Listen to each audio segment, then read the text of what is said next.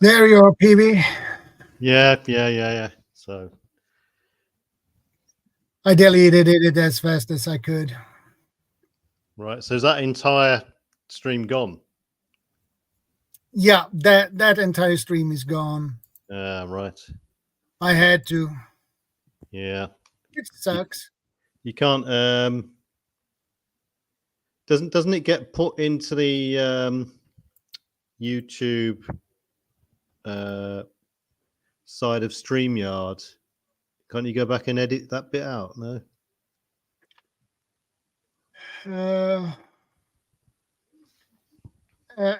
It's better, as Darren said, it's better to delete it, the whole thing. So Yeah. This is the problem, isn't it? that sucks, but it is what it is. Might have to look into some sort of other system of link.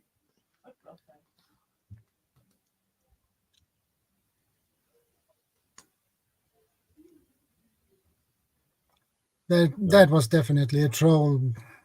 Oh yeah, no two ways about it.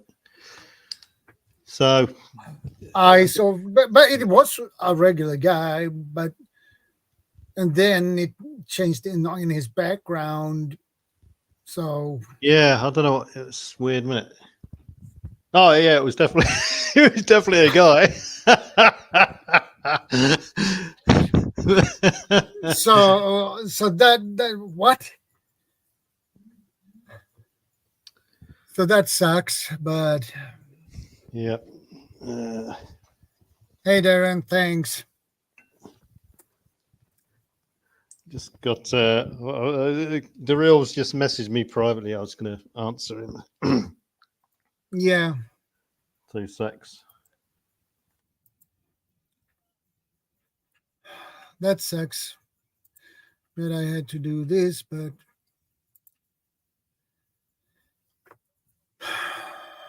I had no choice. So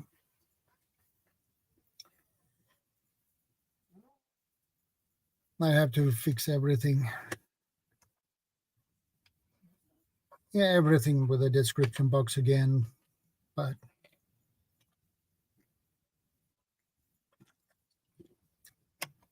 now that is off totally. Right, so start again next week.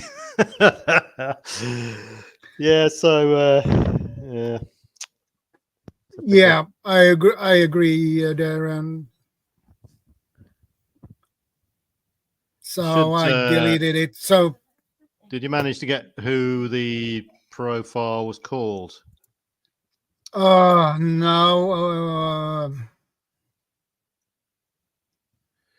No,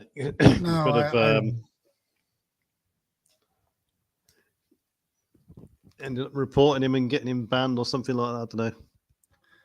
Yeah. Well, I kicked him out of the studio, so yeah. Well, I mean, I think people got the gist of what we're talking about anyway, so no great shakes there. Yeah, we'll carry on. Simple as that, isn't it? Yeah, because it looked like it was, when I checked, it looked like a decent, normal guy, and then his background changed. So yeah, okay. So we'll just go. We'll have a recap then. So yeah, basically, alternate methods of communication when the phone lines go down. We're talking about face-to-face comms, signal mirrors, flags, smoke signals, Morse code, all well and good. Sending things using light, lasers, all this sort of stuff.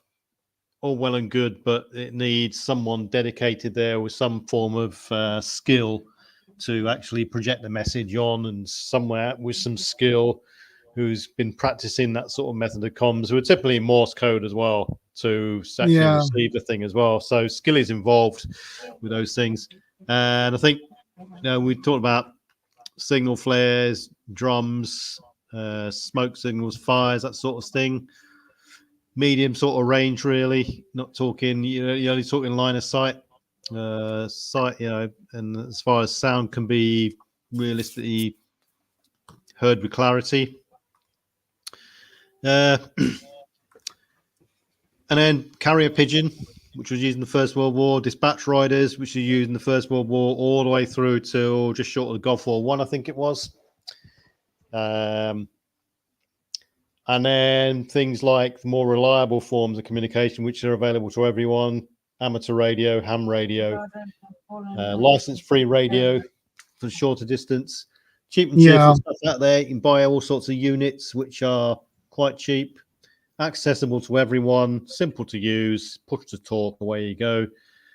With inherently, they have their drawbacks. Security aspects of it. Most of them are you're transmitting in clear, so whatever you speak on the radio, people are going to hear it. They know what you're going to say. They're going to be able to exploit you.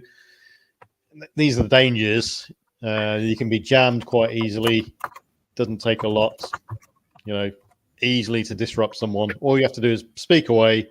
Someone who wants to jam you, as soon as you speak, they just press their push to talk button, and then they're starting to disrupt your jam, depending on what the power you're kicking out.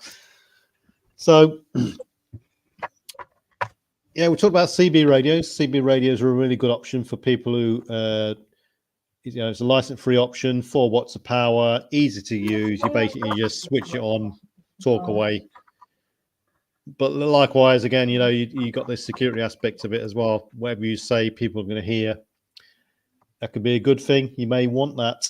You may not want that. If you're talking about, if you've got a base station, and by the way, you can also get base stations which are sort of wind-up radio base stations. They're more or less the PMR 446 megahertz low power stuff, but you can get them. The Midland do one. I can't remember the model name, but so people are talking. They want to. They're sending people out, for instance, and sending people out on the ground. They want to keep it sort of low key. They don't want to know where the people are going, and you've got a radio in case something happens. Security is one side of it. Think about using things like code words, a pre-made list of frequencies that you can chop and change with. So think about what you're going to do when you've got no comms, or if you lose comms or comms get disrupted. How are you going to cope with that? You're going to change frequency, work through it, or not even bother, just leave it. Have some sort of authentication procedure on the radio so that if a station tells you to do something which is out of the ordinary, or some sort of key major decision, you can question that by use of some sort of authentication, a password system maybe. I don't know. Yeah. And have different some sort of code words for different locations, different people, etc., etc. You don't want to start saying to people, go to the pharmacy and get as many, raid it for all you can. You want to disguise that, go to Pluto and take the rocks or whatever, or disguise the names of various things is probably the best option. But likewise with all sorts of that sort of method of use, the more you use the code word, the more it's likely to be sussed out as to what it is. Someone we're doing some sort of simple analysis on what you're saying can quite easily figure out at the end of the day, the more you use it, as to what it means. So security is key, really. Try not to use too much power. Unnecessary, really. It's a drain on your battery. Your transmissions are going further than you want. You only want to comfortably extend to people you want to talk to, and so on. But so if people are out on the ground, if you're sending people out on the ground for various shopping trips or foraging runs or whatever, and you got someone back at camp, base station or whatever, I would say it's the base station's responsibility to keep a 24-hour listening watch whilst your guys are out on the ground, because it's the onus is on them to do what they've got to do, not work to get the comms in. The work inside, all effort should be made by the base station to listen and keep control and maintain the communications link.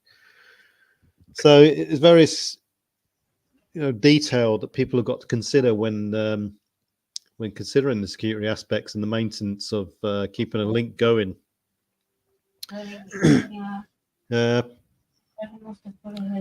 Yeah, so like I said before, we take comms this day and age for granted so much that it's not until we lose it we just suddenly realize we're completely lost with it. Information streams, what's happening, how many people have been killed, what's going to happen, is anything in the pipeline to be up and running, all this sort of information streams. Hello, Rebel Canners. Hey, Tammy, good to see you.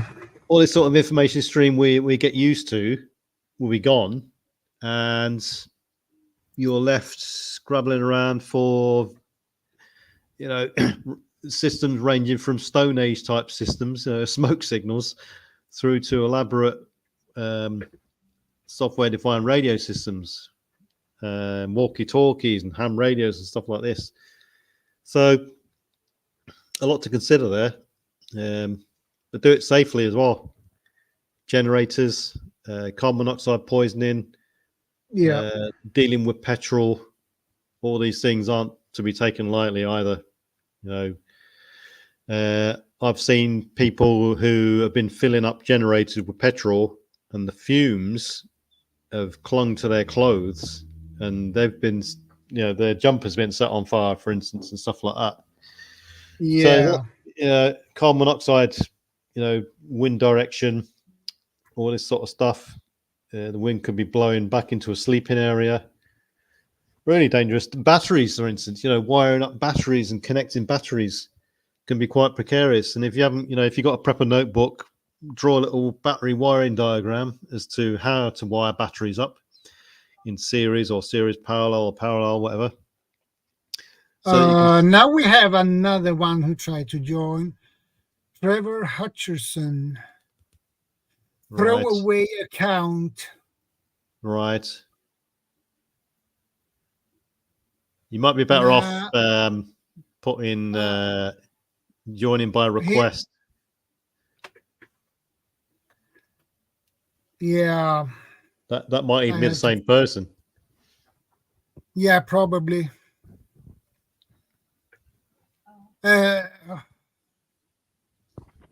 He just disappeared when I didn't. Right. And the account was authentic, but I don't know, so I didn't put him up. Yeah, so it's a problem, isn't it? What do you mean by authentic? These anyone with a YouTube account can just come on, can't they? I can see that if there is 3 dots on the right on the microphone, I can see, and you probably can see that too. And I see your name and authenticated with YouTube. Ah, right. Yep.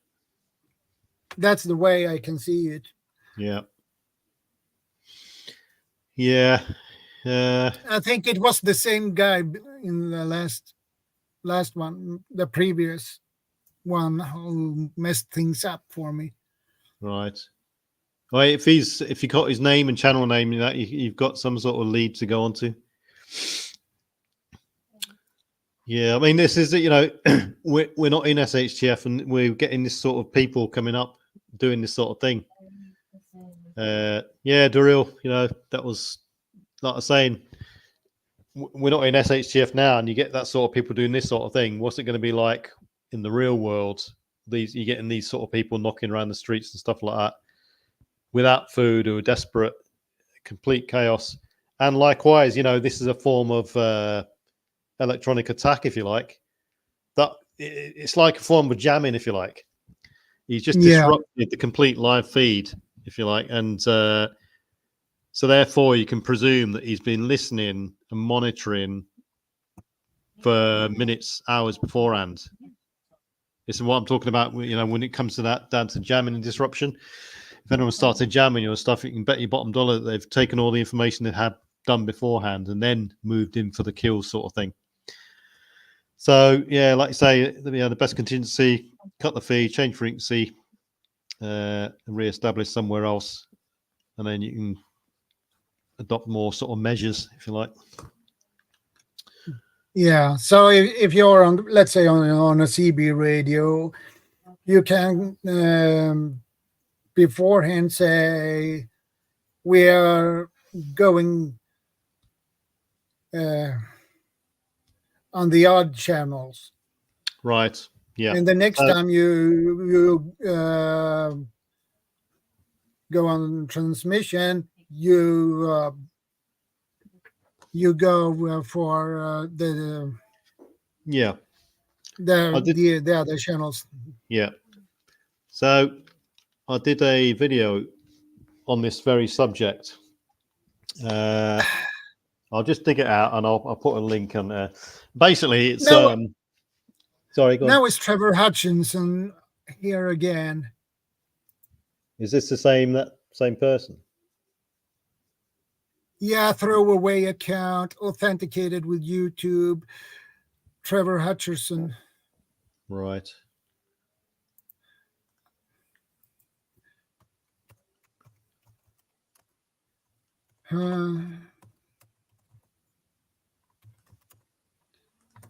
I typed his name in the private chat.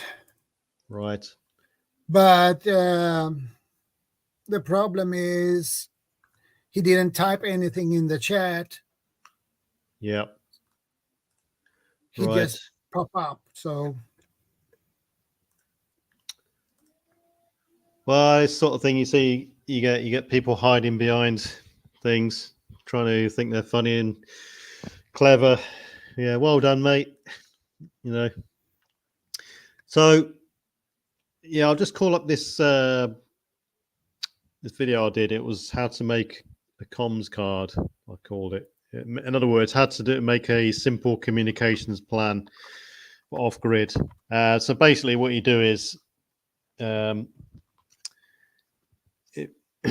you, instead of pre-arrangement, pre-briefing, so you say to everyone, you give them a sort of little card and you tell them all the code words. So the gas station means Pluto, for instance. The pharmacy is Mars. Home base is called Saturn, and so on and so on. So you can refer to those.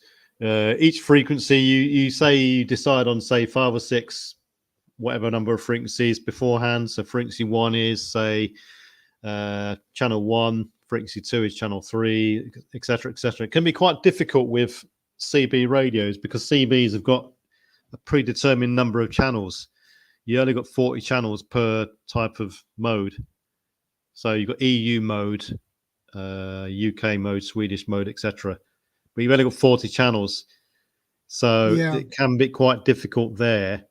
But you could say, okay, we're going to be working on channel 1 to 5, for instance, or every other one, channel 1, channel 3, channel 6, whatever.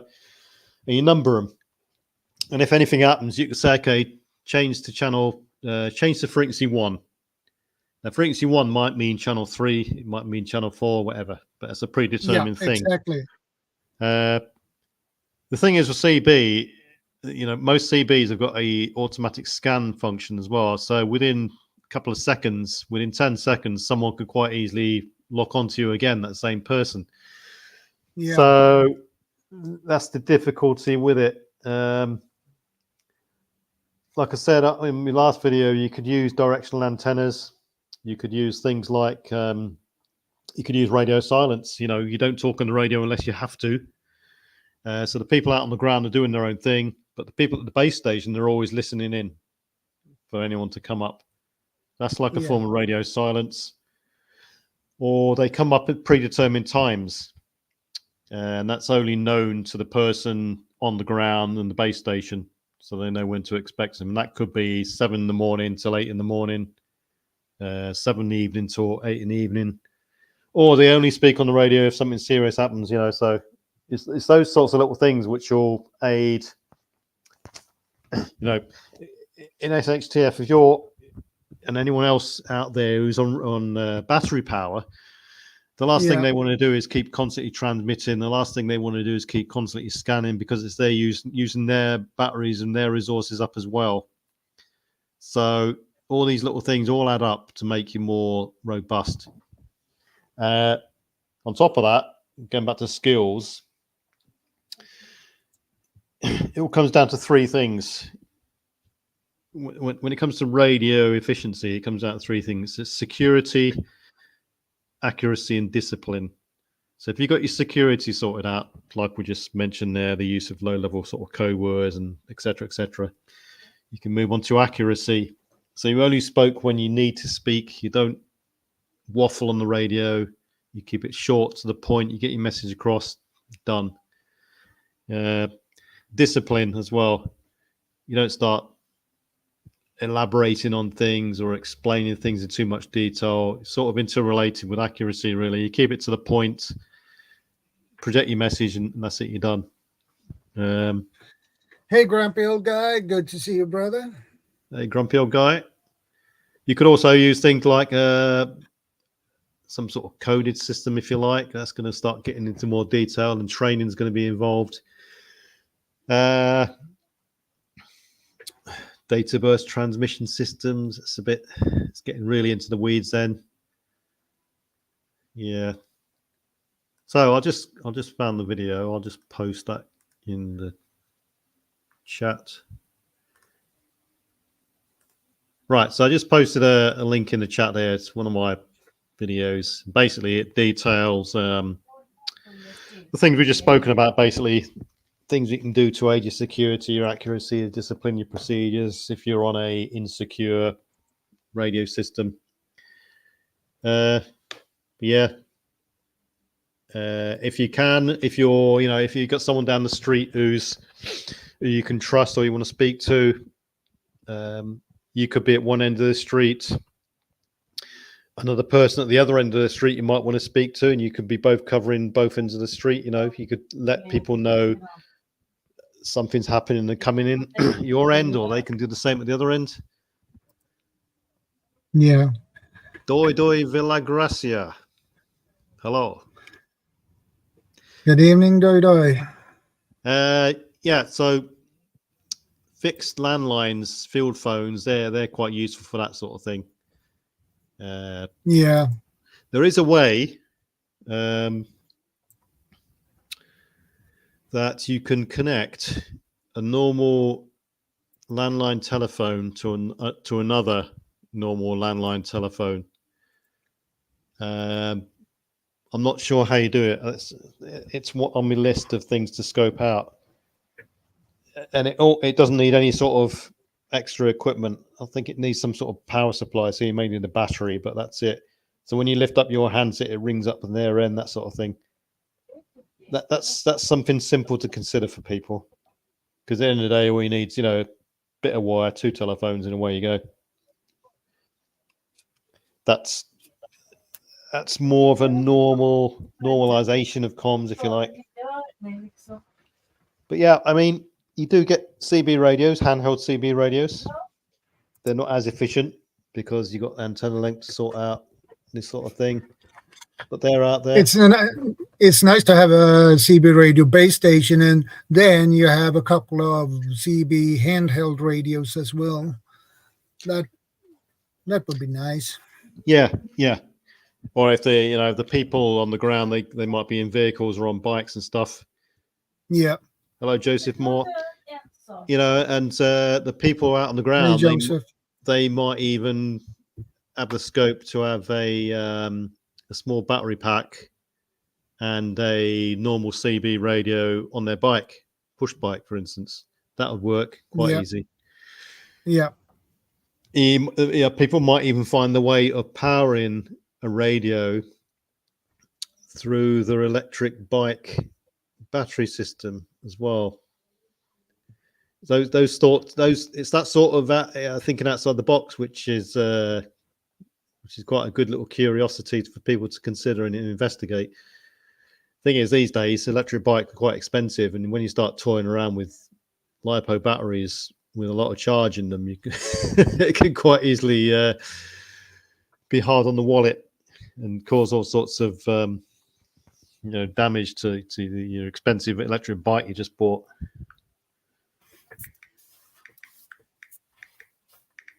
Nick says neighbors can use an intercom type. Yeah, intercom types. They're fairly cheap and cheerful as well. and to be careful what you tell others. Yeah, that too. You can get wired intercom systems. You can get Wi-Fi intercom systems. There's even one thing I didn't mention before. There are apps you can use from your phone which don't rely on the network at all. There's apps like Zello, for instance, ZELLO, which use sort of a Wi-Fi or Bluetooth transmission system. I can't remember. Megaphone. That's it. Some people have got such loud voices they don't even need a megaphone. Hello, Nick. So another one is on the security side of it, or you want to make yourself a bit more secure. It's not fully secure. Is the use of apps over any sort of voice communication system. So I'll just read the Dana B says, there's a guy around here that built a bunker and was so proud he showed it to everyone. Till someone said, well, I don't need one now. Yeah, because they all know where it is. Yeah, exactly. Yeah, exactly. So if someone's considering they want something a bit more robust, there is something out there people can use. I've mentioned this before, called Rattlegram. Rattlegram is an app you can get for your phone. It doesn't require any cellular access or anything like that, any network to work. And basically, you speak your message, type your message in. It's like a text type format. Type your message in, press send, and at the same time you press the push to talk button, and it sends a sort of it's like an encrypted white noise down the telephone line or down your radio, and the person with the same app at the other end, it decodes it straight away. So that's a type of data burst transmission system, if you like, which also can be used over CB, can be used over telephone, can be used over any radio. So that's a really good sort of one of the really good little tools and assets you can use there. Gorilla says, what was that paper made with stone? Right, okay, I'll send you the link. Yeah, so Rattlegram, it's called. It's a good app to download. It doesn't need anything sort of extra. It encodes to a certain level of security, and it's very good. So yeah, it sends out a white noise sort of preamble tone, and the other station picks up your tone, decrypts the message, and you've got some sort of semi-secure comm system there. Yeah, like I said, you can even send it over anything that receives or sends voice. Basically, will work. Right? Yeah. So a couple of streams ago, we were talking about documentation of information, notepad, and this sort of stuff in journals. I mentioned something called stone paper, which is like a cheaper alternative to a write in the rain notebook, because writing the rain notebooks are all well and good, but they're quite expensive, especially if you're going to start accumulating a lot of them. There are cheaper versions out there. No, Kaylee didn't say anything wrong. And I didn't notice you got kicked out either. Yeah, Kelly, we had to restart the whole stream because there was a unexpected interruption. So Yeah, yes. yeah, So Vanessa, putting it politely, so Vanessa says stone paper is actually made out of powdered limestone, calcium carbonate. Yep. This type of paper is more tear resistant than conventional paper, even at low grammages. Yeah, it's good notebook paper as well, very cheap, and I'll recommend it thoroughly. Stone paper, there's various forms of it out there. I'll send Daryl the link. So. Yeah, and so if you are talking insecure on a radio and people aren't used to it, they will give information away unexpectedly. The people out there, they'll be looking at your intentions, your future locations, your effectiveness, how many people, they're gathering all sorts of information about you, what assets you've got, what you get in, how, what your defensive measures are, etc., your capabilities. Keeping diagrams and notebooks. Yeah. So that's what I was talking about, the documentation of and journals and stuff like that. And likewise, if we're talking about comms without phones, methods of communication without phones, it might be good and wise now to have some sort of proper notebook and list the essential information now. For instance, I'll suggest it's pretty pointless to list what frequencies the CB channels transmit at. It's pretty irrelevant, really. All you need to know is channels 1 to 40, and channel 9 and 19 are the ones to take note of. However, it's useful to take note on the CB side of it, for instance, what the CB numbers mean. For instance, someone comes up on the radio, says, what's your 20? All this sort of stuff, all the little sort of unique words and numbers for CB, that might be worth taking note of. You might want to make yourself a little radio diagram of who you're going to talk into. And if you're talking about other forms of radios, ham radios, PMR radios, FRS, etc., then you might want to write down frequencies you're going to, the best work for you in your area. You might want to take note of Q codes, Z codes. If you're going to transmit in Morse code, you should know them already if you are into Morse code. Things like little joggers, memory joggers of readability, strength, tone, the signal strength of 10-4, Nick. The signal strength of who you're receiving, so they know you're receiving okay, and all this sort of stuff. What else we got here? Antenna lengths, all this sort of thing. Playing about with your radios and your alternate comm system is key. Now, once a week, couple of hours, start toying around, get to know what antennas work, what distances, what heights work, what frequencies work, what antenna lengths for different frequencies, ionospheric conditions. When we're talking about HF, ham radio stuff, then a bit more complexity comes into it.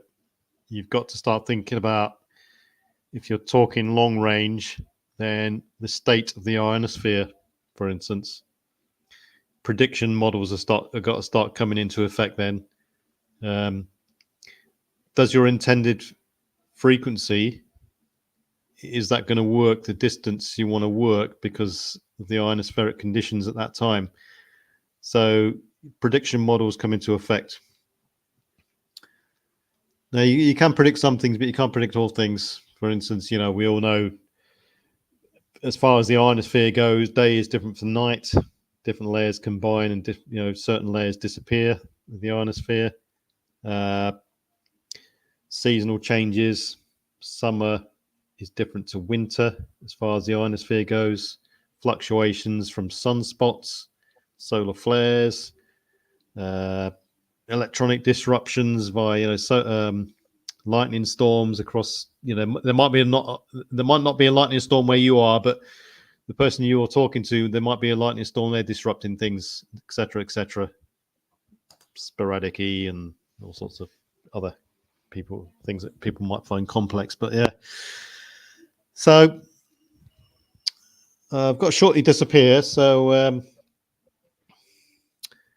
anyone got anything to add as far as alternate comms go? No, I don't think so. Unless it's someone else who has something to add to it. But Yeah. So is it possible for someone else to record your chats? So if something like this happens again, you'll have a recorded copy. That's a good idea. Not sure how you do it, but it's a good idea. For someone else to record your chats, I have no idea actually. Yeah. It's going to be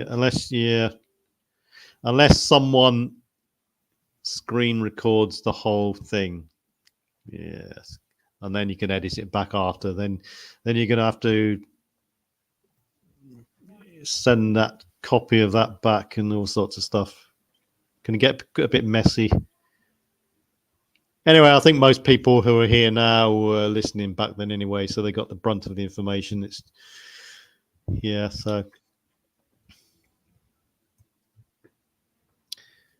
So right, I'm going to have to disappear in a sec. Yeah, as usual.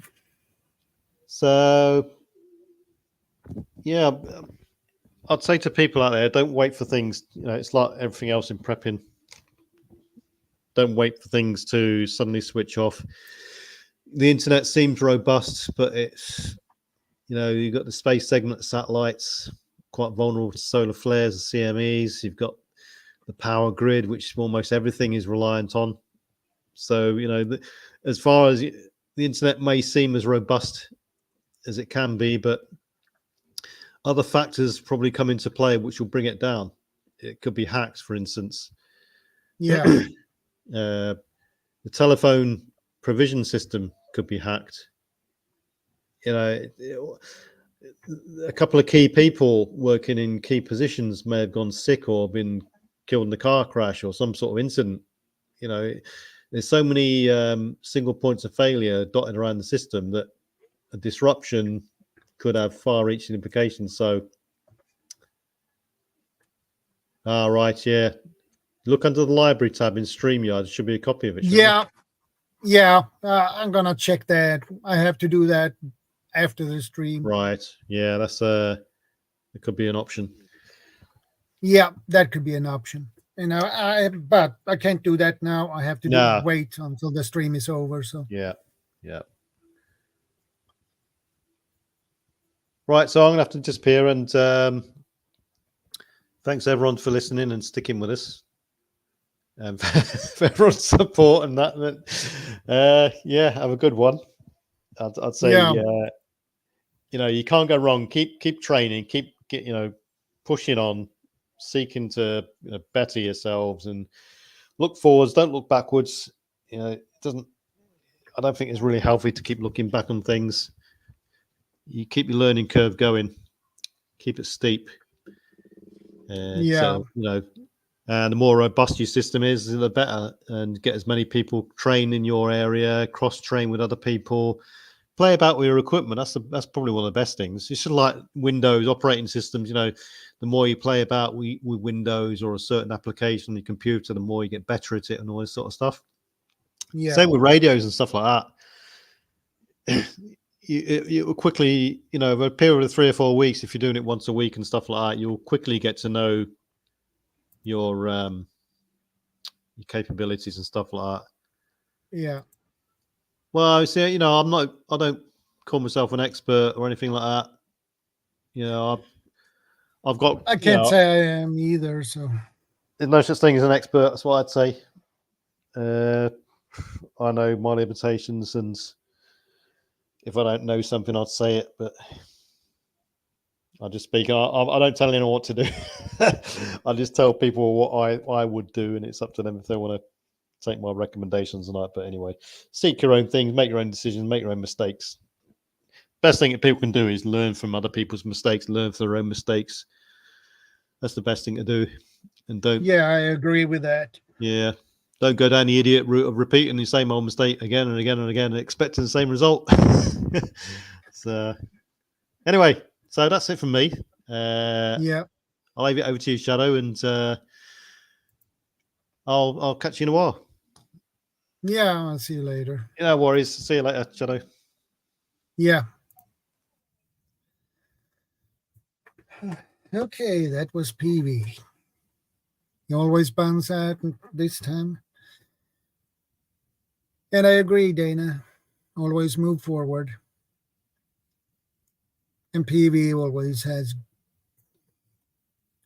a good knowledge and great knowledge about everything, basically. He knows things that I don't.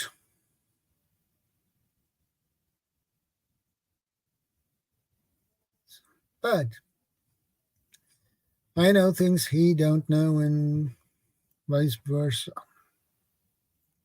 That's why we are here, to learn from each other.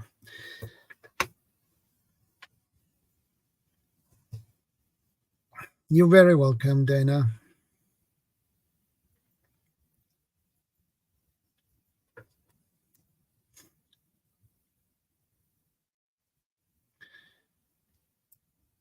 And hang on. I need to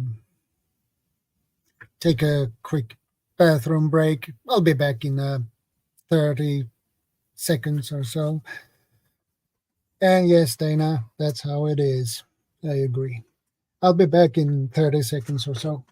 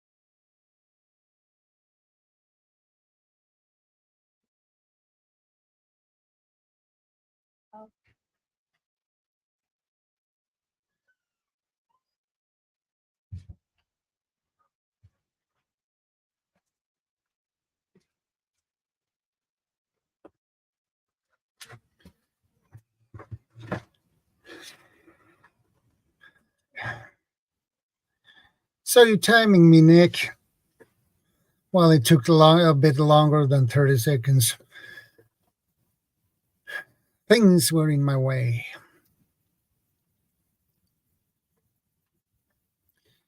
But anyway, for me, well, I would like to have a ham radio license, but the problem is it's math in it, and I'm not good at math. So that sucks, basically. But so I decided, no, I stick to CB radio instead.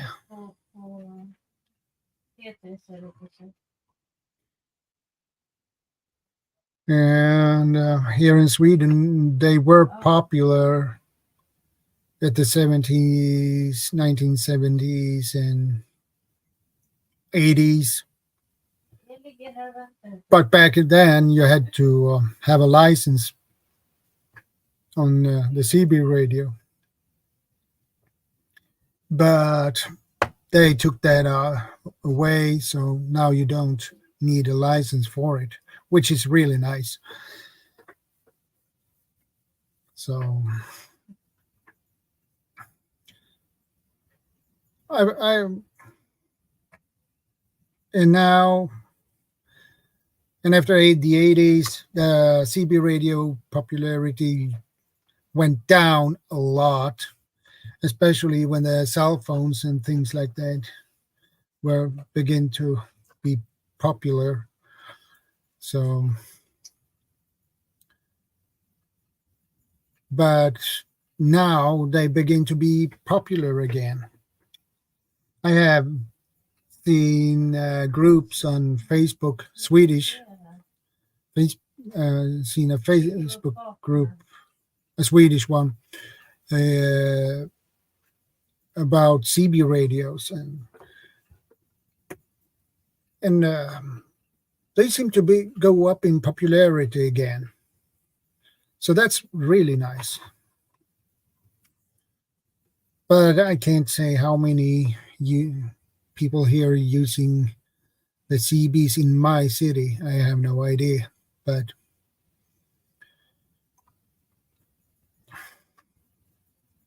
it's a good option.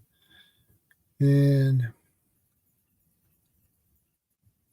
after what I know, you have to pay for the license, and then I think you have to pay for it every year when it comes to ham radio.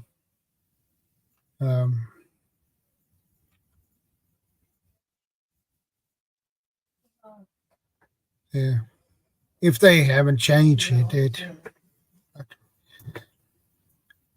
I don't think they have. So I think it is the same.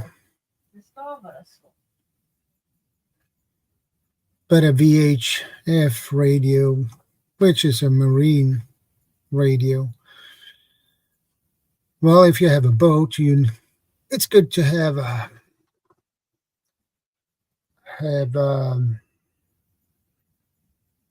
VHF radio.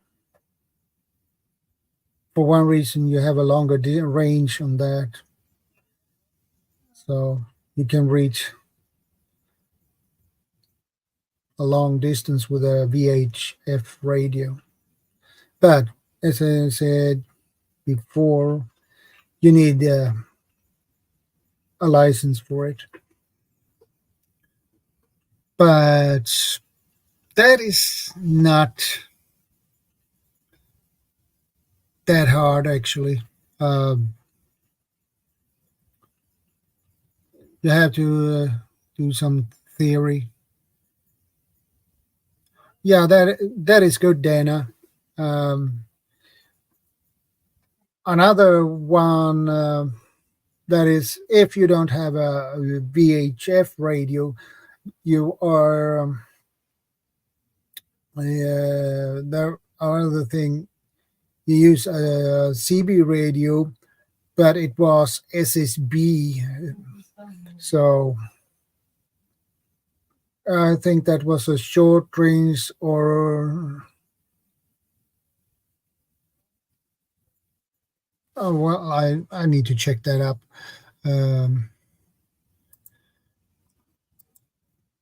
So I say the right thing here.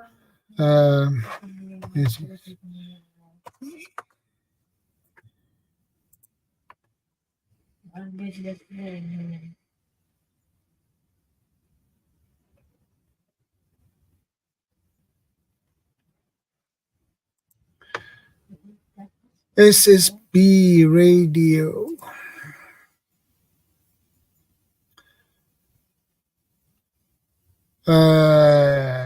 For many who sail around the world, a shortwave radio system is a must-have on board, as an SSB marine radio system can be used for very long distances. It is easy to see why sailors would want to communicate with each other, particularly on nautically demanding sea passages.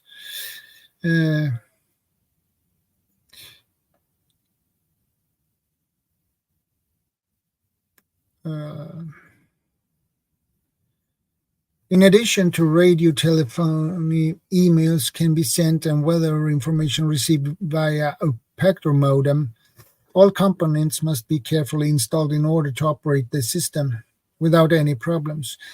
Find out which component you need and what to be aware of during installation in our SSB Marine Radio Guide. Okay.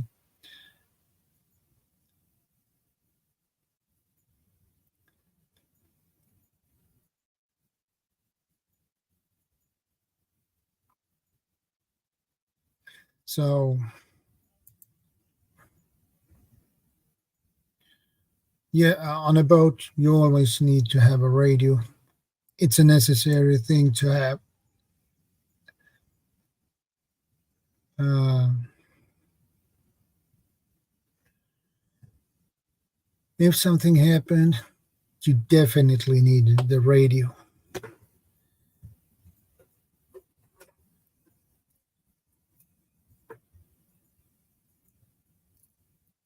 And I remember I had a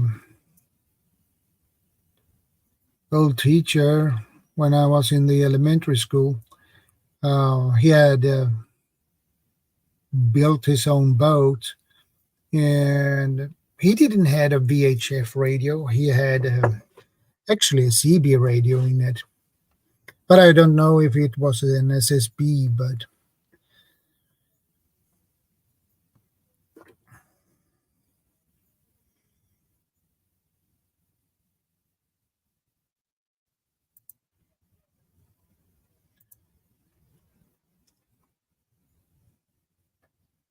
I was just a kid, and he took me and my brother out on his boat for fishing trips, which was really nice.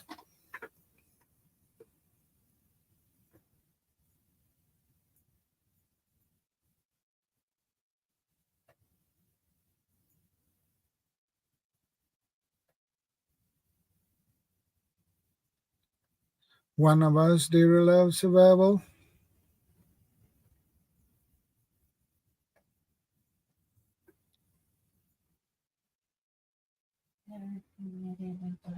That sounds like a song, my friend.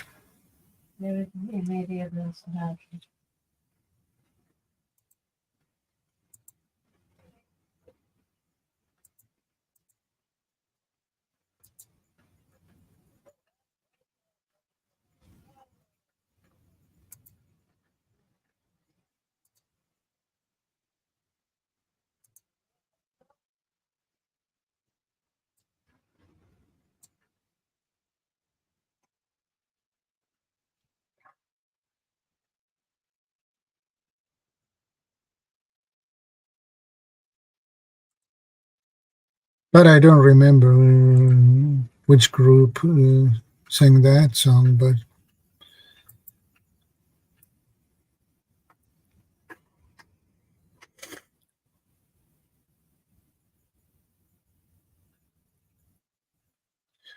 well, dear love survival. Lucky for me, I don't smoke. Fitter, faster, stronger. Yeah. Speaking of fitter, faster, and stronger, well, when the temperature getting to a suitable level, I would actually need to pick up the running again.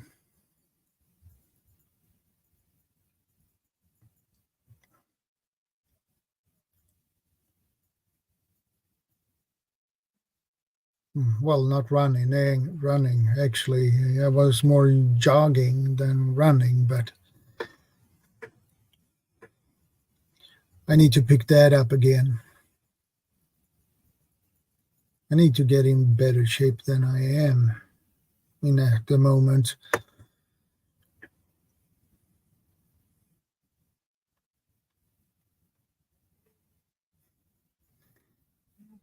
Yeah, dear love survival, we all have something to bring to the table.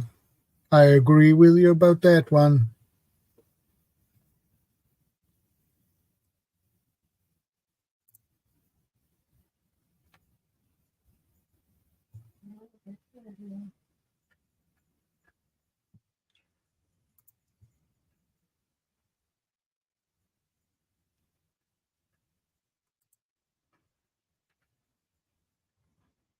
And that's the nice thing, that we can learn from each other.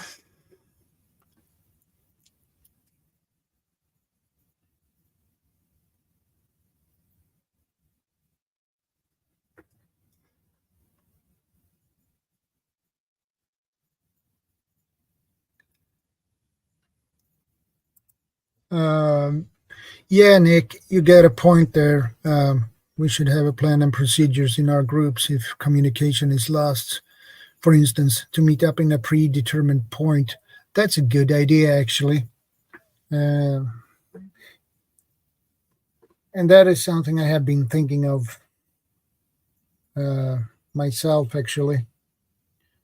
Um,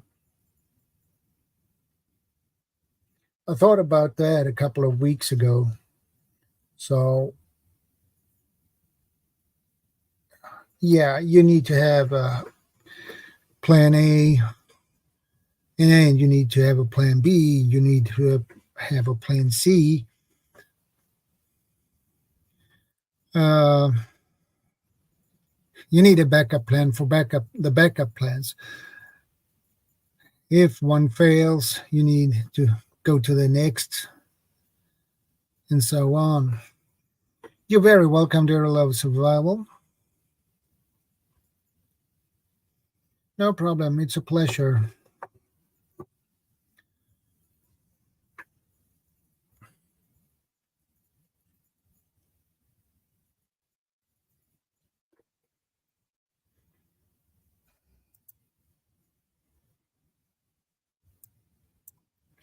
And you should have backup radios. You have main radios, then you need to have backup radios. And radios, the backup radios.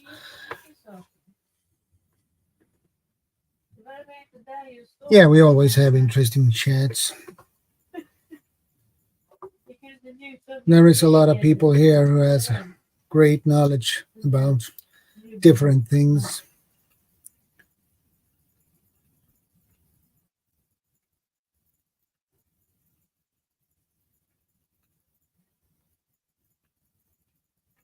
And in some areas and in some fields, I have very little knowledge about.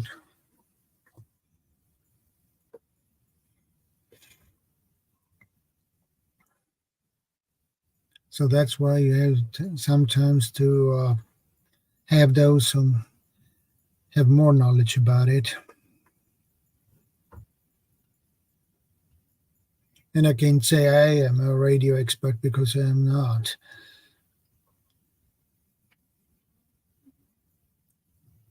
But communication, in no matter what, is important, and you need to communicate no either way.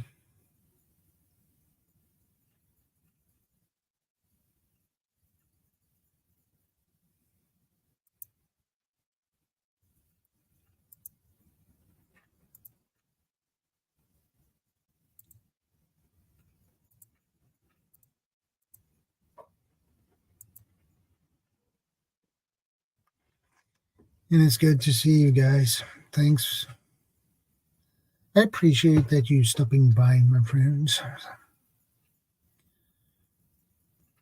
And I'm sorry for the mishap earlier with that dude, but things happens. And lucky for me, this happened does not happen that often. Luckily, lucky me. But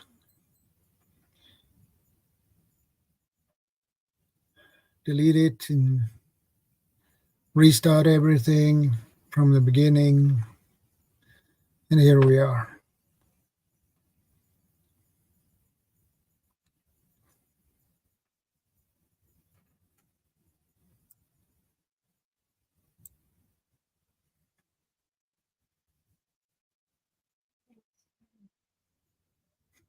Yeah, Dana, it does. But this is the second time it happens to me, so I'm lucky that it does not happen too often, because that would suck.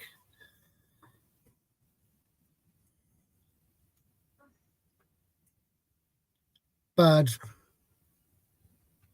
it's good to see you guys are back. So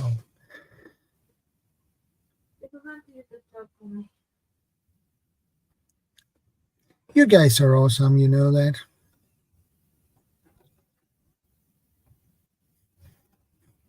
Yeah, yeah, Dana, you are correct.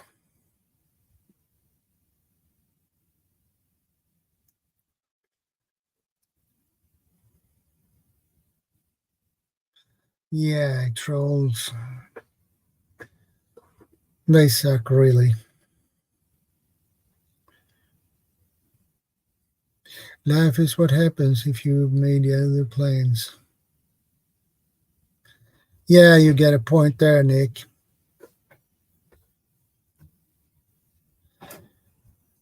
Yeah, you are probably correct about that there, Love Survival. You're probably correct. That is what I always say. Actually, my mother used to say, things happen for a reason.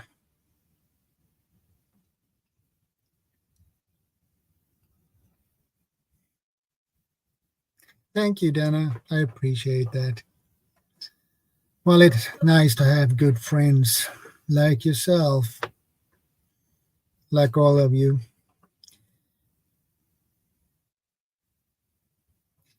Yeah, for OPSEC. Yeah. The problem with that is I learned that word a little bit too late, I'm afraid. Um,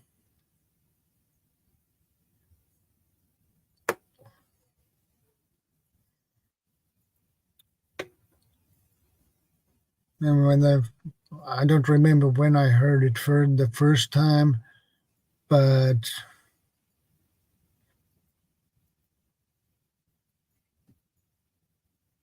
let's see, I think it was maybe 3, 4 years after I began to do videos, probably.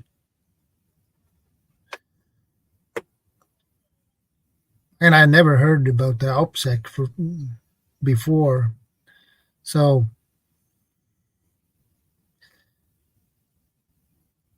it sucks when you learn things too late, but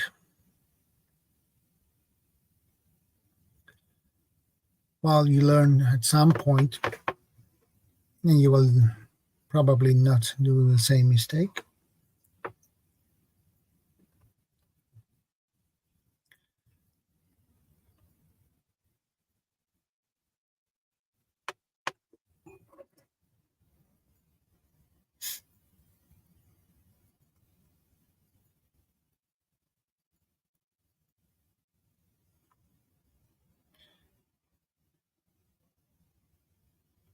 Oops, operational security. It's among common people, it's not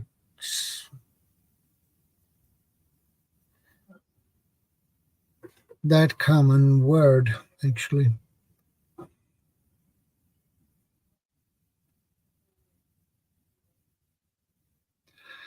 I haven't seen C or their love. I haven't seen him. I left actually a link in the on his Instagram, but he usually pops up, but I haven't seen him. I'm a rookie at prepping. The amount of knowledge I receive is awesome. That's good, Nick. That's the point.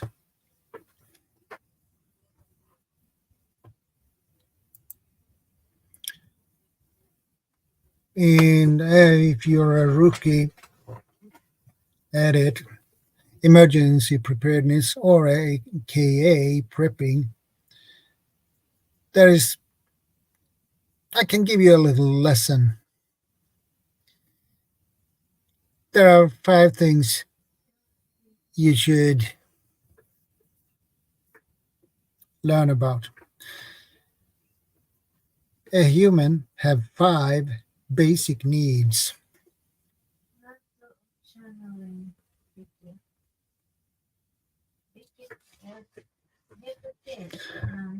The first is, I think we change it a little bit in the order. We begin with water. Number 2, food. 3, warmth.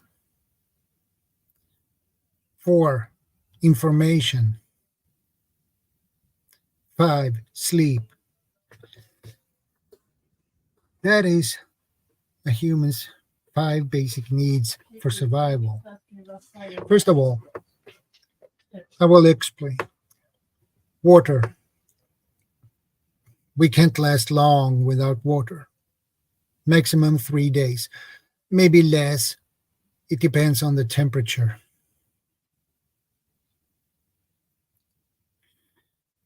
And water is essential for our survival.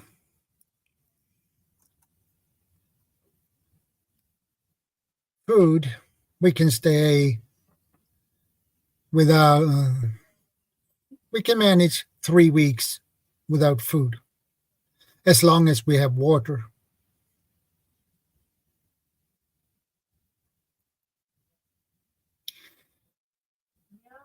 In warmth, you need it. You need warmth. You need to stay warm. Because if you're freezing, you burn a lot of calories. And that means if you burn more calories when you're freezing, you need more to replace those calories you burn. And that means you need to eat more to sustain keep your core temperature up. And yeah, fire is one of them. You can have a body heater.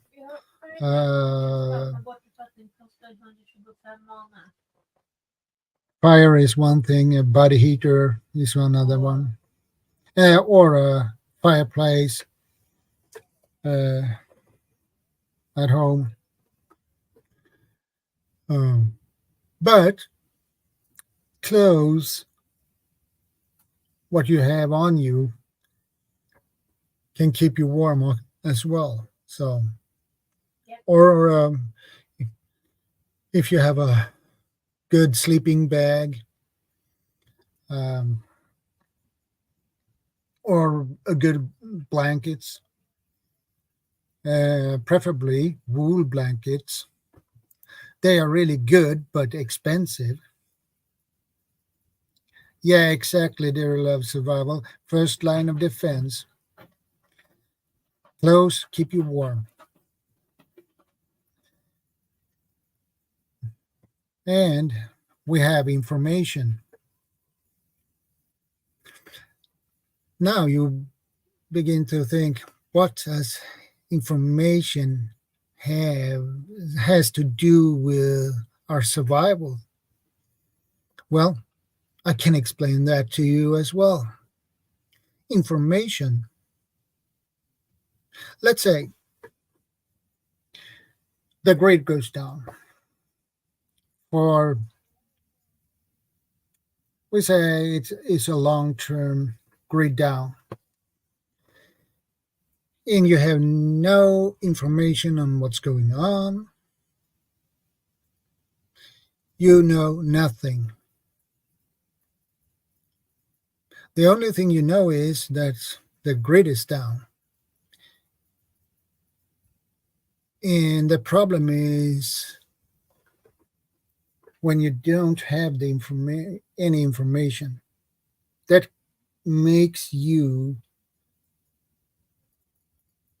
to make really poor decisions. So let's say you go out, let's say go to the market on the square, but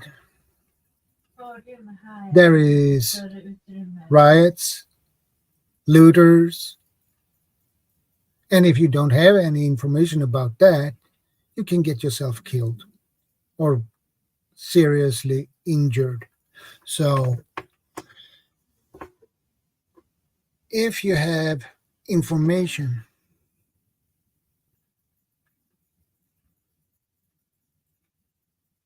see, take care, Joseph. Uh, so if you have all the information, the more information you have, the better decisions you can make. And that keeps you and your family safe. So many people can be very confused. Why information? How can that be crucial for our survival? Even on the people on the Stone Age, they needed also information, especially if they were going on a hunt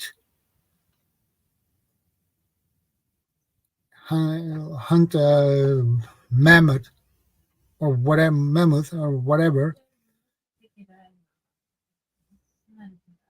They needed information on where they are, where the mammoths are, what direction. So, how did they get the information? Well, they used scouts. They used uh, neighboring neighbor tribes. So,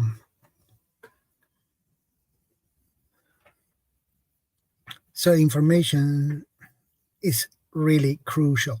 That makes you make the correct decisions. No information, make poor decisions that can be fatal.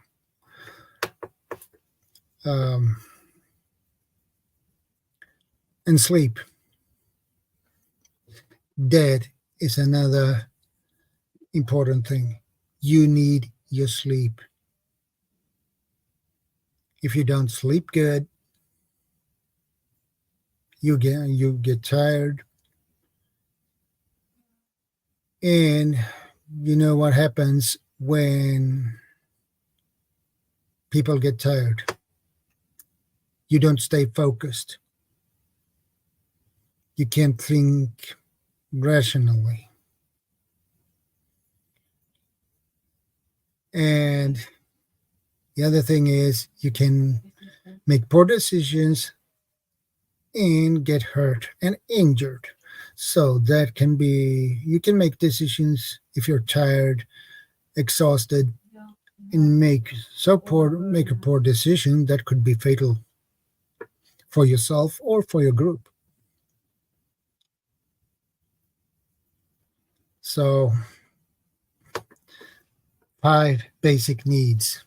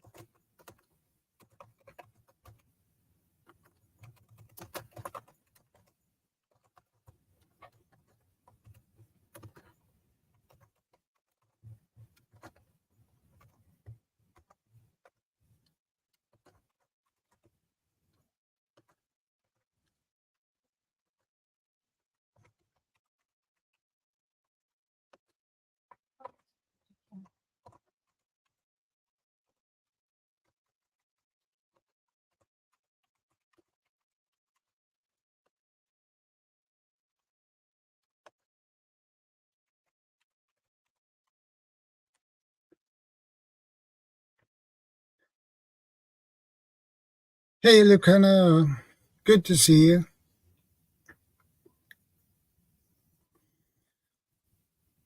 There you have the 5 basic needs, guys.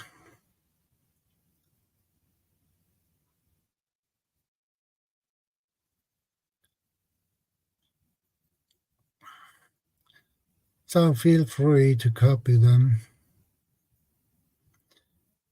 The, those basic needs, that is what I learned when I joined our local civil defense here association here in Sweden, in my city. Um, when we had emergency preparedness, aka prepping, uh, they mentioned those 5 basic needs for a, a human to survive. Remember those. You're very welcome, Nick. Thank you, Dana. I'm glad and you like the list. You're very welcome. That's what I'm here for. And as you are a beginner, Nick, if you can cover up for those 5 basic needs, you will doing good. You will do good. So I can give you a recommendation. Begin with food and water to stock up on that. And you probably have a warm sleeping bag or probably warm blankets at home already. So,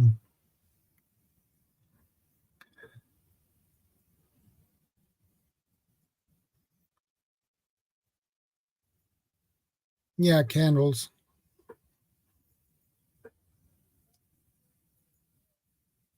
You can probably get some different types of heaters where you are, Nick. So,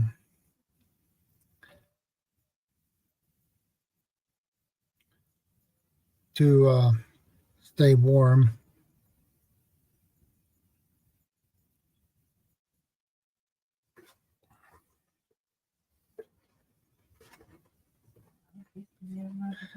Forever Foods.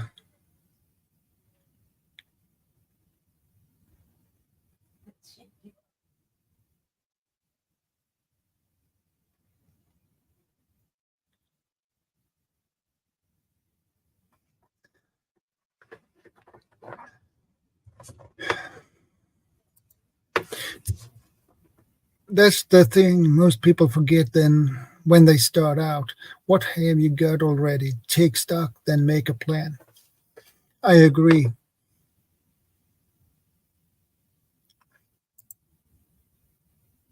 Yeah, I saw your water filters are really good.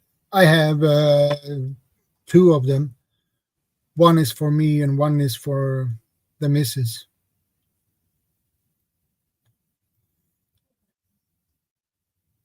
And freeze dried food are really good too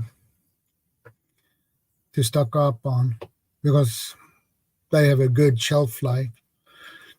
When I began with prepping, I knew I had my camping gear, so I was already. I didn't have to buy any camping gear, so I could focus. I knew I had my camping gear, so I could focus more on water and food. So at the beginning, yeah, and first aid is another thing that is important. Um,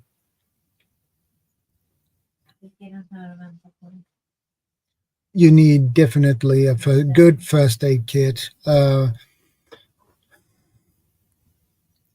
good basic first aid kit, and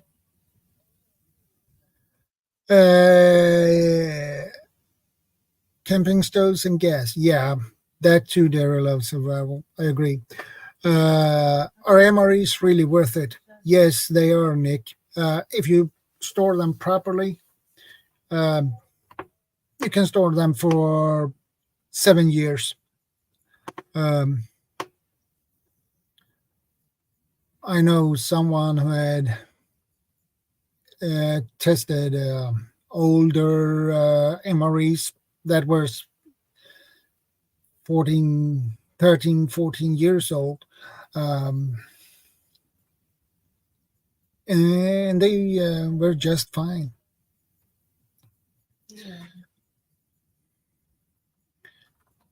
Torches and batteries. I agree with you about that. You don't want to fall in the dark or run into people that you don't want to run into.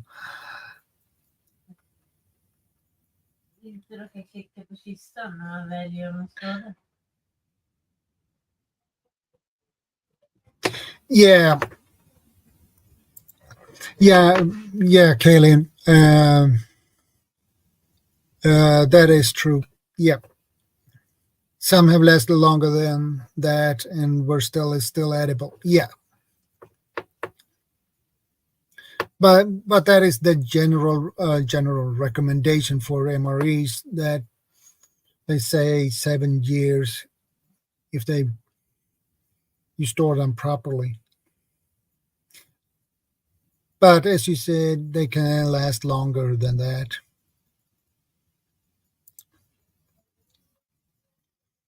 You can make your own food buckets too, using food grade buckets and mylar bags. Yeah, that is also a good idea. You can make the food last for 10 to 20 years. Yeah.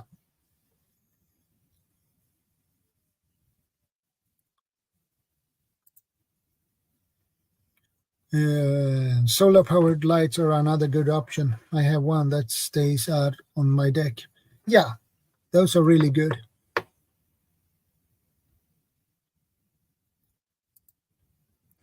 I suggest the humanitarian daily ration, low sodium variety, and about half the price. Yeah, that is good tips, Grumpy. I appreciate that.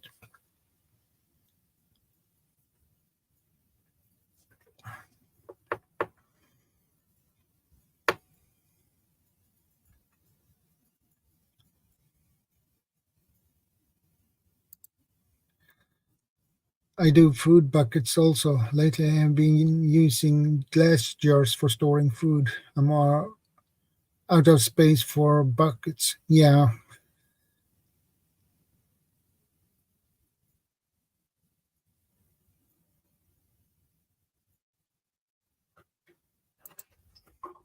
and if we like Shadow Scouts, they're vegetarian. Yeah, I'm vegetarian, but I eat fish.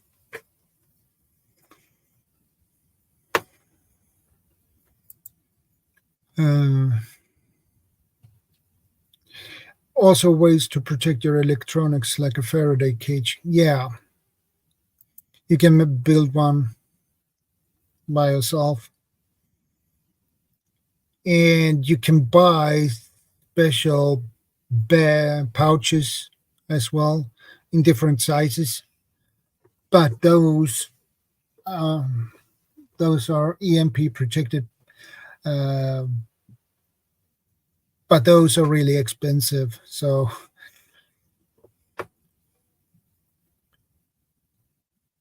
it's not difficult to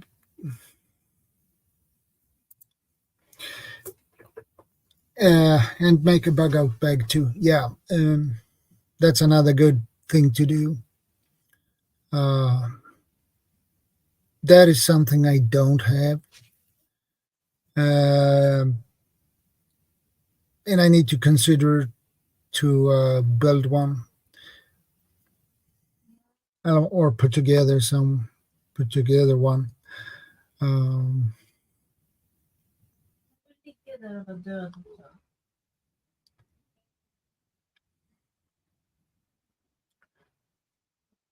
Uh,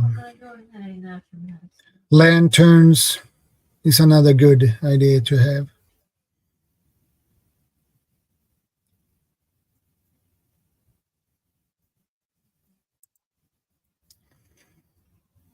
Um, I make baguette bags. I just sold one in Italy. Okay, that's good.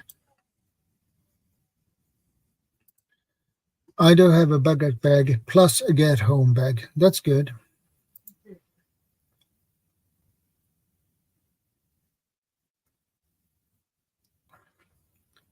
I had in mind to. There is something called a go bag. What I would call a 12-hour bag. Um,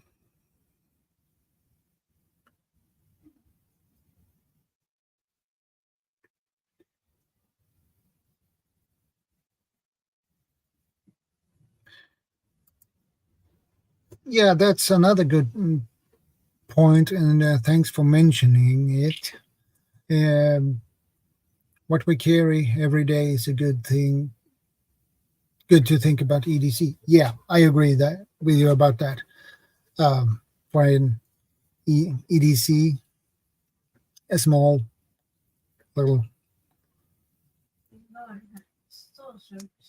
flashlight is good to have. Big lighter,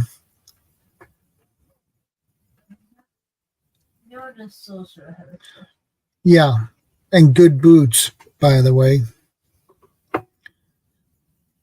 Uh, or in your case, in US, you can use carry around pepper spray, but I can't. So I have my knockout spray, which is legal here and license free.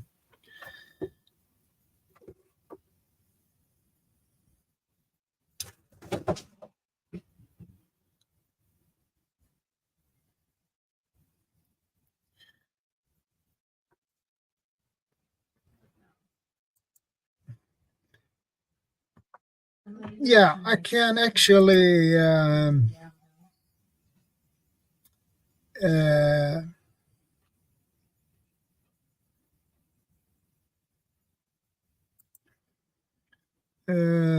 find something here for you guys.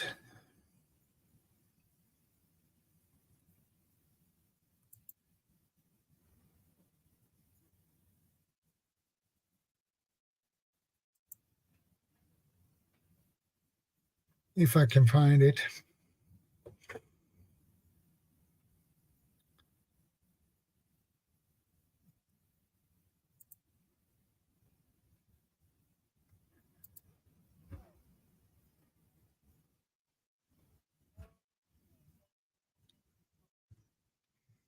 Ah, here we go.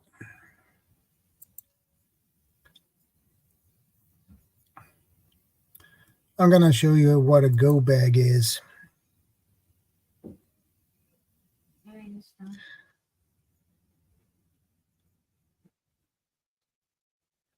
Yeah, Grumpy, flamethrower would be nice. I'm going to share with you guys.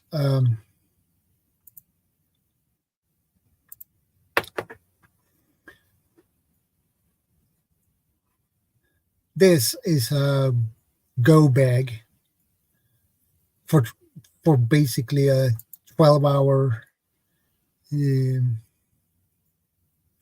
This is for 12-hour. You can sustain yourself for 12 hours with this. So the bag is not big.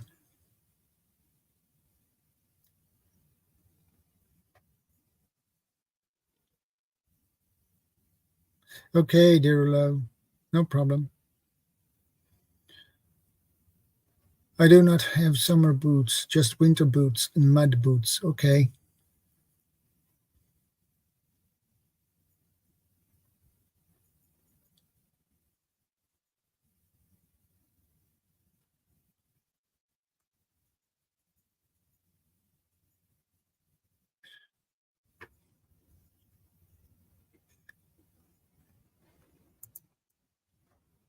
So this is a small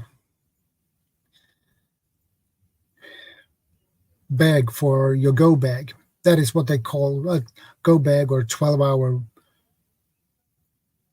pack for emergencies and shorter missions. Um,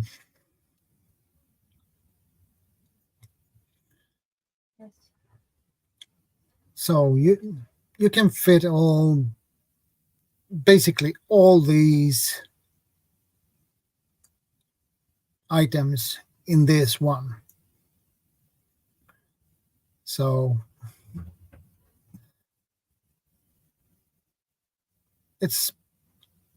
this is something I had in mind to put together as well. So, but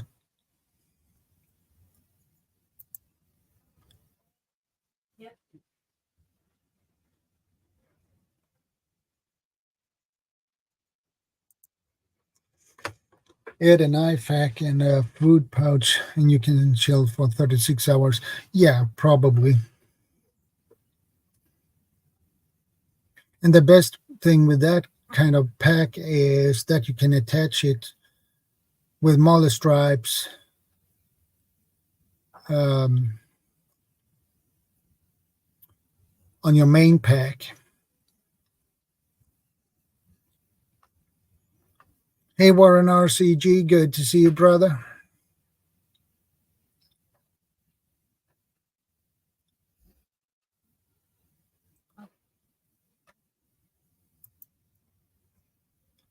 Hey, Bushit. Now I can't even pronounce the word. Bushcraft family, good to see you, brother.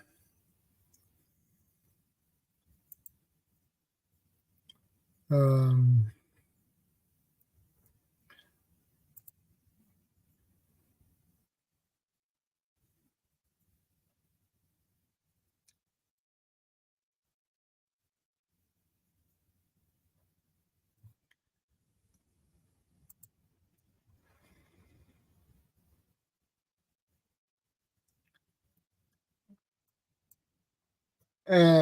a tourniquet. Do I really need one in my IFAC? What I could recommend you to have actually, a tourniquet is good to have, but get a good one of good quality. Um, I can highly recommend. I can see if I can get it out. I have put that away or no.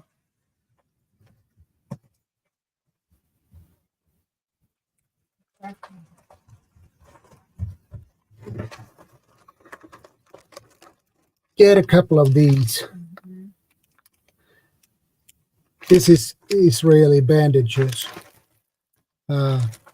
These has this is a field dressing, so this serves as a field dressing, but these ones serves as a tourniquet as well. And these are made so you can handle those with one hand, which is really nice. And I have 5 of them in this pack.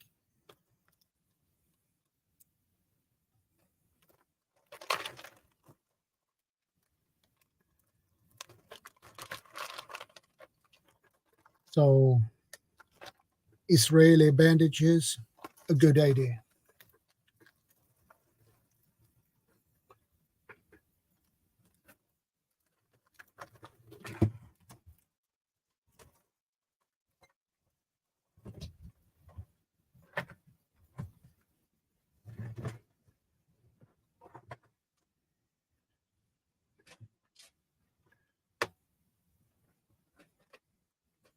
And you might need some protective gloves as well for you don't want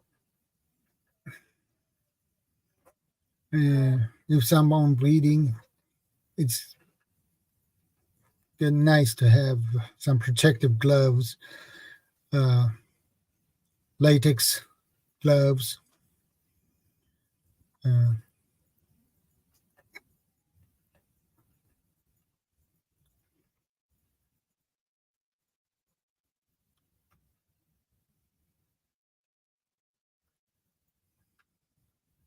I would recommend to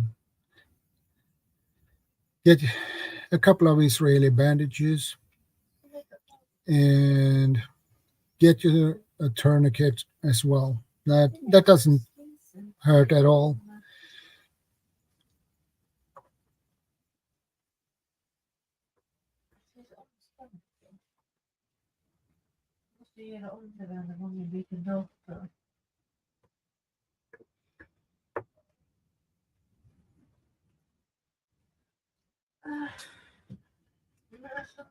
So get a tourniquet that is of good quality.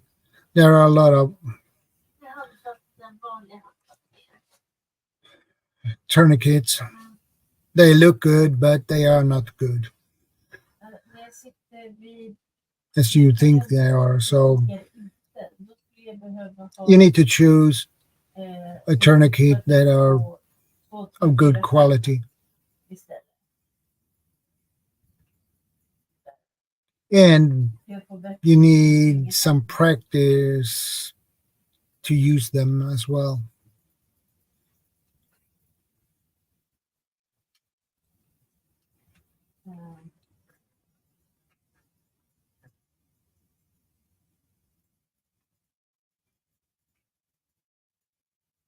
How are you doing, Bushcraft family?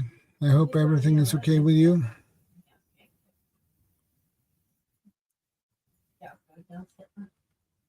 Problemet är ju då att du måste lägga om det varenda gång jag byter dator jag spelar på.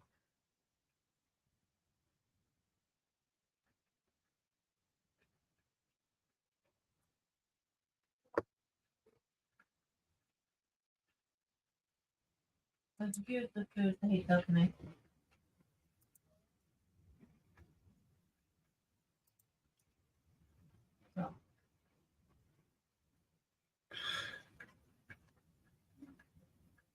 Okay, not too bad. Busy day, just sitting down. Yeah, some days are more busy than others. It's good just to sit down and relax.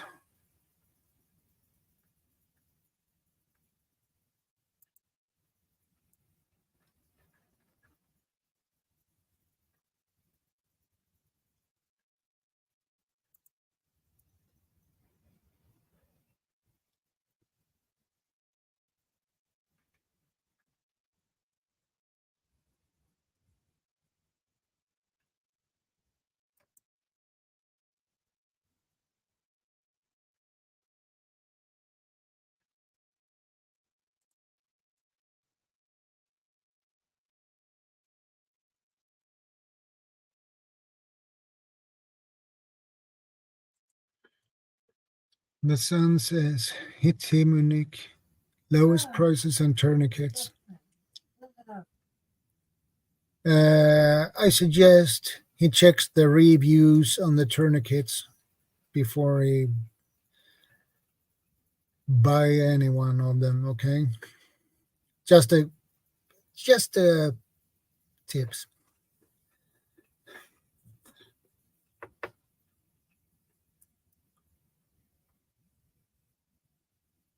I always check the reviews on things on certain items before I buy them. So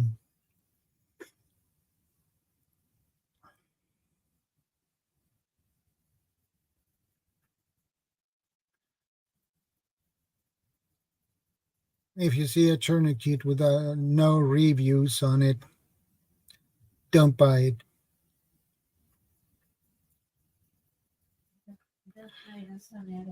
Yeah. Yeah, Grumpy, I agree with you about that too. Uh, I always check the reviews. The higher, the better. Um, I can accept a 4.5 Uppåt 4 till 12. or 4 to 5. That is what I can accept. Not lower than that. Not below 4. Um,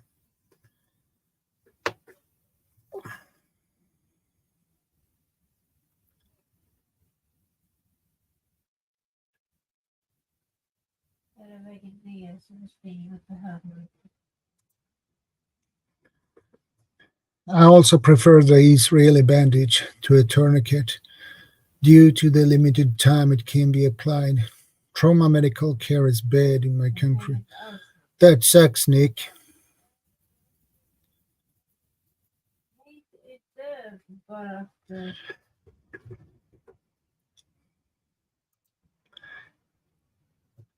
That is a good point, Bushcraft.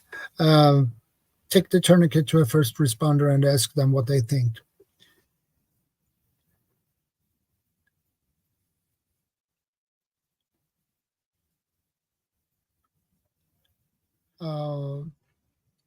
Yeah, that is they know what they have the knowledge, so they know what is good stuff or what's crap. inte ens följer 30 sekunder. And if they say that you bought a tourniquet and they say crap, but you probably get a recommendation on what kind you should buy.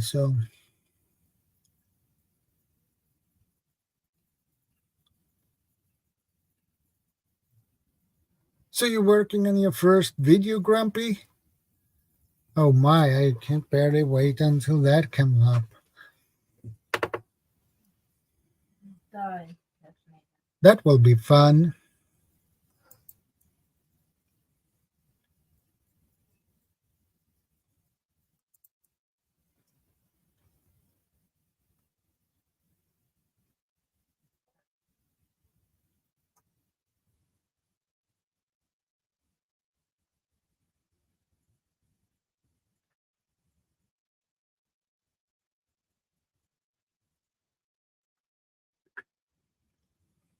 Awesome, Shannon. That's really awesome.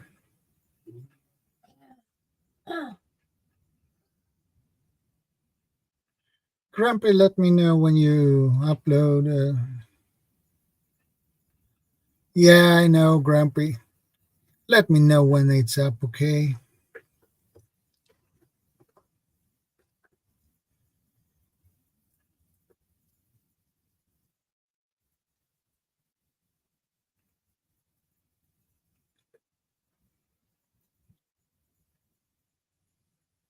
The first video is always exciting.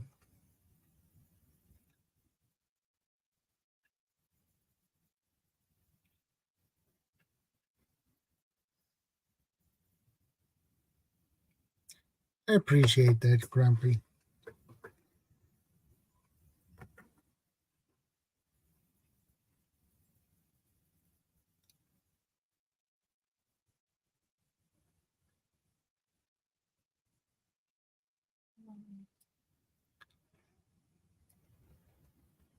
And I'm looking forward to watch that video, Grumpy. That's for sure.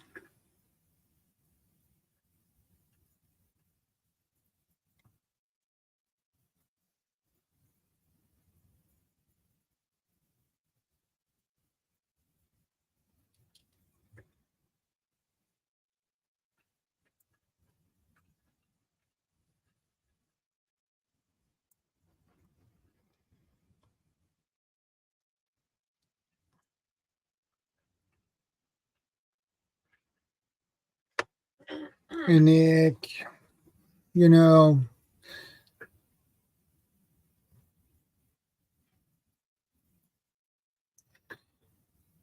it's not easy to be a beginner. um, but it can be pretty confusing.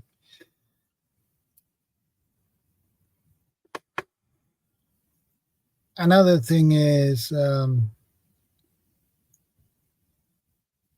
learn new skills.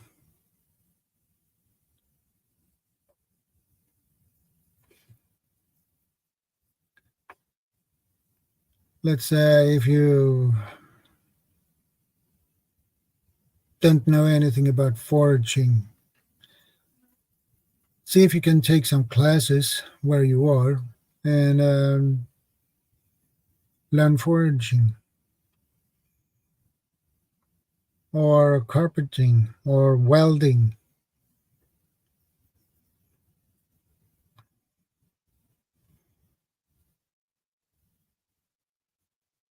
And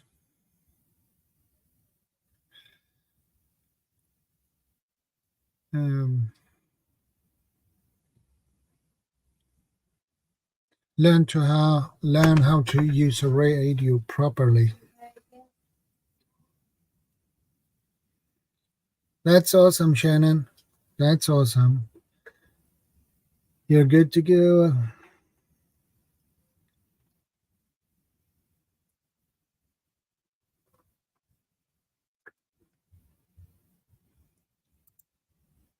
Or how to make YouTube videos. Yeah, that too.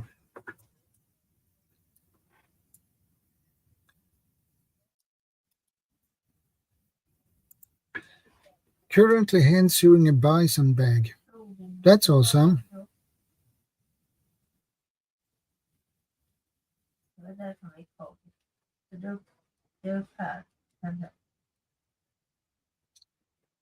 Is that a bag made of bison leather?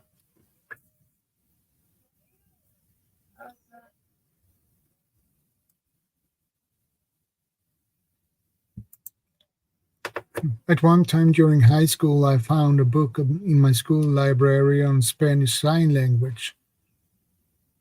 Okay, that's cool. Well, libraries has a lot of information that you didn't thought they had, but it's always nice when you find books and things that you didn't expect they would have.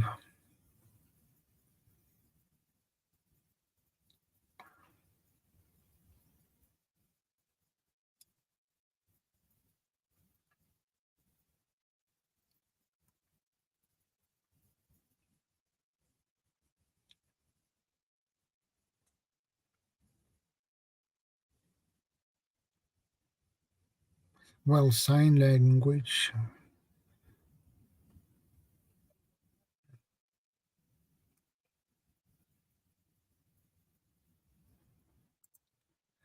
Now, see, that's a video I'd watch. Sewing your fingers together with Vanessa. Yeah.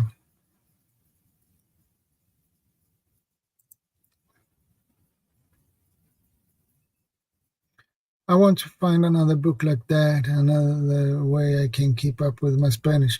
Yeah, that is a good idea, Kaylin. Have you seen Survival Lily's latest video Guerrilla Garden? Really informative. No, I haven't, but I have seen that. Seen the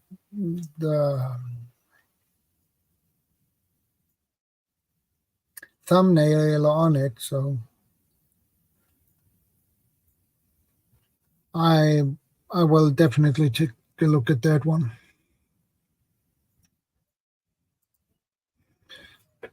Lol, ever snap your fingers? Neuropathy helps, but you tend to miss that you are bleeding all over. Yeah, that too, Vanessa.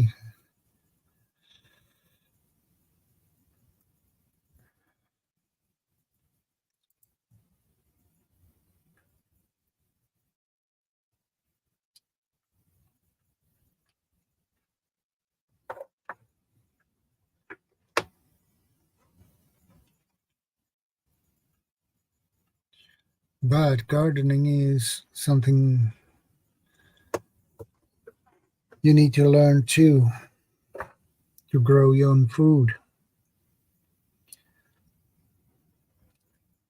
That's it is a really important skill to learn.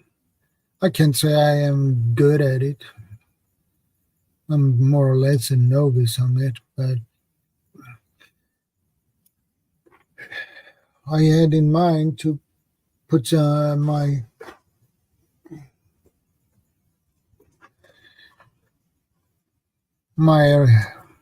red robin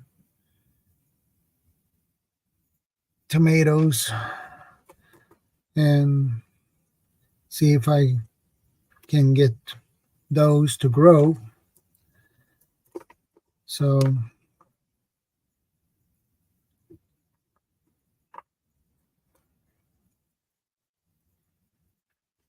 I hope I will have some luck with this.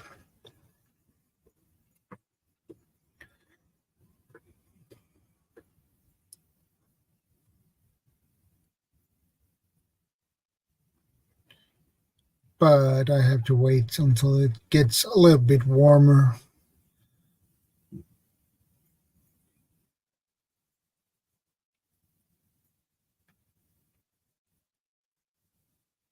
Liten campingtoalett. So I think I'm gonna fill some pots up.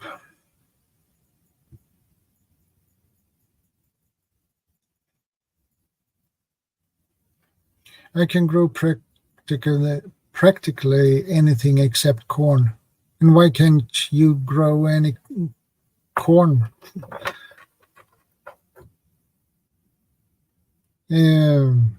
Is that because you are in the wrong zone for corn, or this is it depends on your soil?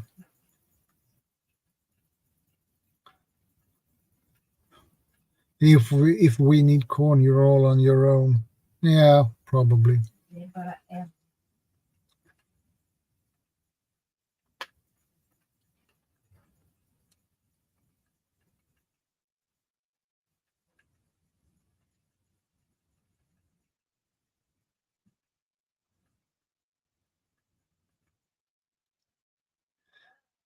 Okay.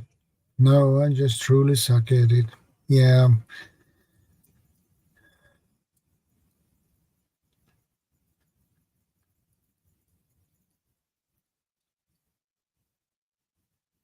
Well, Grumpy, you are good at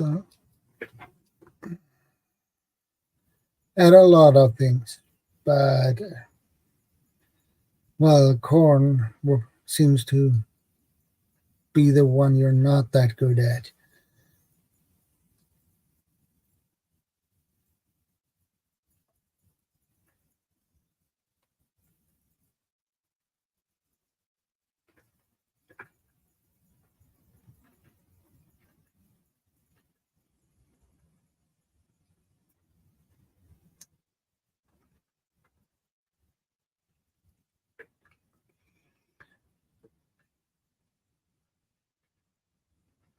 So my tomatoes, I think I'm going to put them in a pot, a couple of seeds in a pot, and see if they grow.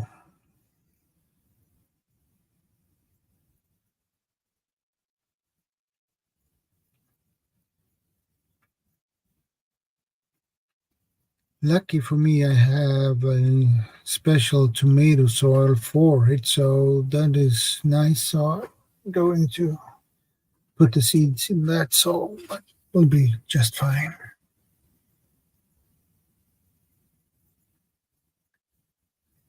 Did anyone see that the government is taking away farmers' land in Maine in the U.S.?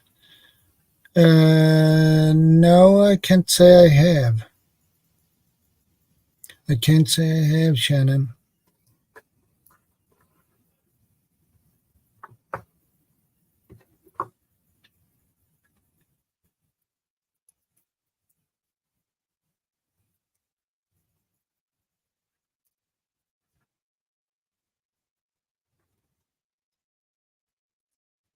Okay.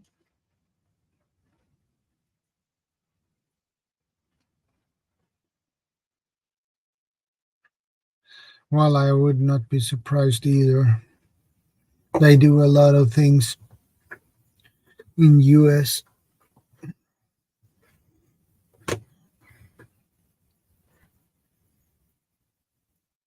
And much of it we don't hear about anything about.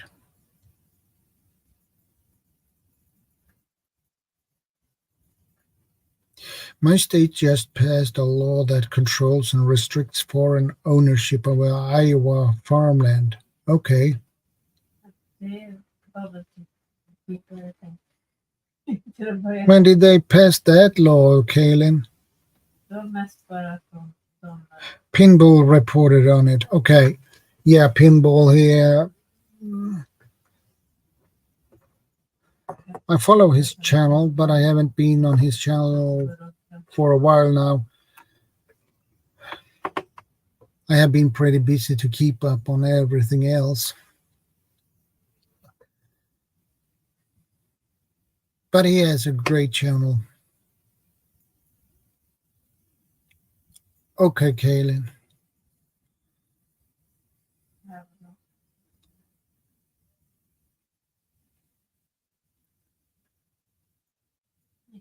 So that law is pretty fresh then.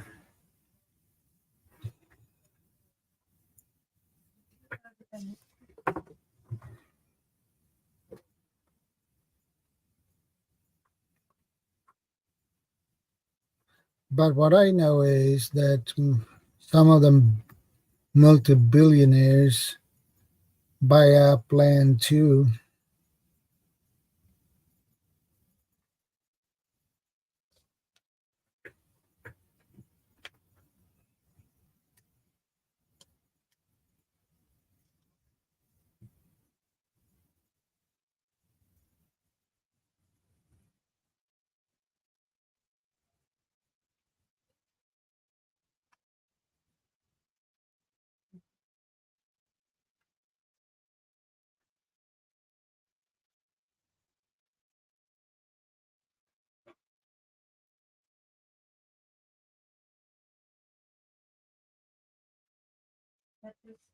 If I remember it correctly,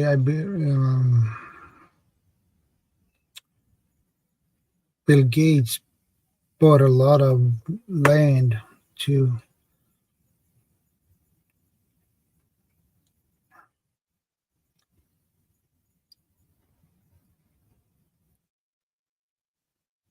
Yeah, Nick, it's really scary stuff. I agree with you about that one.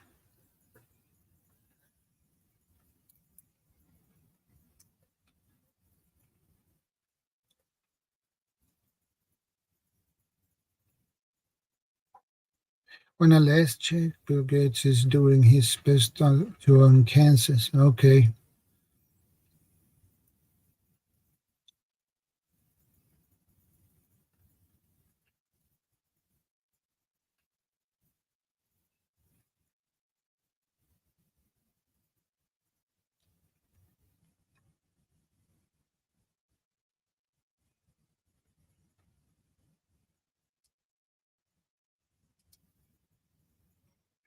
Yeah, those dudes buy up a lot of things. Okay, Nick, thanks for stopping by. I appreciate it. Stay safe. Take care. Stay vigilant. God bless, Nick. It's always good to see you.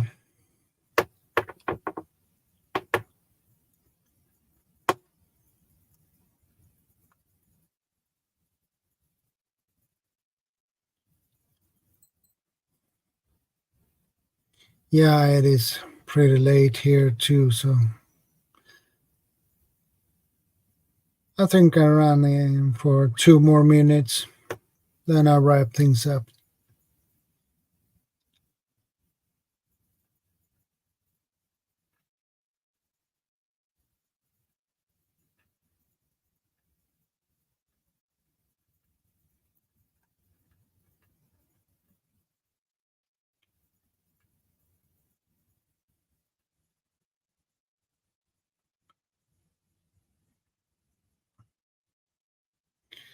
That is typical that these multi-billionaires and multi-millionaires buy up things.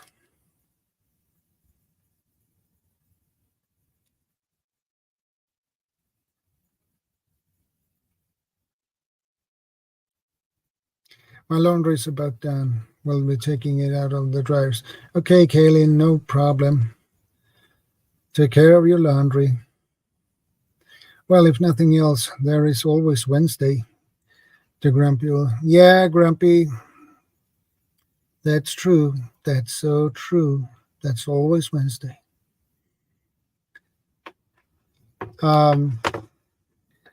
Yeah, it's midnight here, so I think I'm wrap things up now, guys. Thank you for stopping by. I appreciate that, and take care, stay safe, stay vigilant, stay prepared, and I will see you next week. Same time, same channel.